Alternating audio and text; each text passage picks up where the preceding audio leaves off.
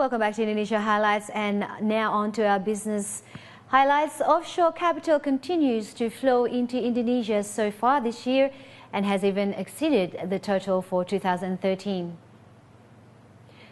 Bank Indonesia Governor Agus Martowardoyo said that the amount of foreign capital entering the country this year until the first week of March had reached the equivalent of 38 trillion rupiah. This amount was already more than the 28 trillion rupiah that flowed into Indonesia in 2013. Part of the incoming foreign capital went into state bonds and shares, which helped strengthen the Jakarta Composite Index as well as the rupiah exchange rate. Agus said that the high level of incoming foreign funds showed that trust in Indonesia among foreign investors has been restored. The potential for economic risks has had been faced in 2013 were not addressed by the government and Bank Indonesia.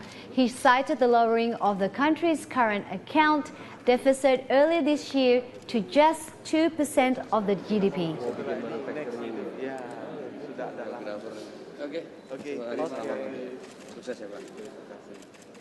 Di tahun 2014 bisa dikatakan potensi risiko yang besar di tahun 2013 itu sudah bisa diatasi, terutama tentang kekhawatiran tentang transaksi berjalan yang defisit.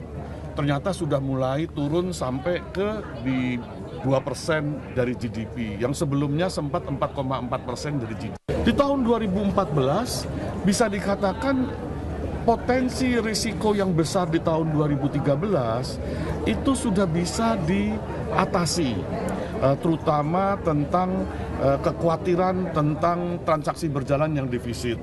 Ternyata sudah mulai turun sampai ke di 2% dari GDP, yang sebelumnya sempat 4,4% dari GDP.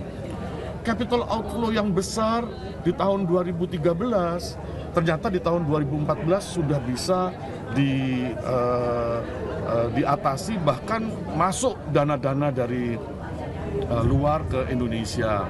Kekhawatiran tentang defisit fiskal juga diatasi dengan pemerintah menaikkan harga BBM sehingga subsidi kepada BBM dikurangi dan juga dilakukan kebijakan-kebijakan